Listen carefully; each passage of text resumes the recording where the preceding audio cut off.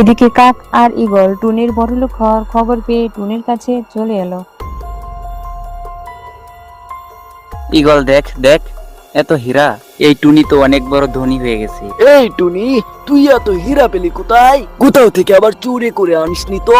ঈগলের এই কথা শুনে টুনি পাখি অনেকটা ভয় পেয়ে গেল। না, এগুলো আমি চুরি করে আনি নাই। তাহলে তুই এত হীরা কোথা থেকে আনলি? না বললে কিন্তু হীরা চোরের অপবাদ দিয়ে পুলিশে ধরিয়ে দিব। কাকের কথা শুনে টুনি অনেক ভয় পেয়ে গেল। ভয়ে টুনি ঈগল আর কাককে সব ঘটনা বলে দিল। ঈগল আর কাক সোনার বাসটির কাছে গেল। এই তো ঈগল, দেখ সোনার বাস। কাক আর ঈগল টুনির মতো করে সোনার বাসটাকে ছুঁয়ে দিল। এবার দেখ কত হীরা বের হয়। সবগুলো আমাদের হবে। কিন্তু কোনো হীরা বের হলো না, বরং হঠাৎ করে তাদের ডানা ভারী হয়ে গেল। এ কি, আমার ডানা নড়ছে না কেন? আমি তো আর উঠতে পারছি না, কি হচ্ছে এটা? তারা যতই চেষ্টা করে ততই বুঝতে পারে তারা আর উড়তে পারছে না। এইটা মনে হয় আমাদের পাপের শাস্তি।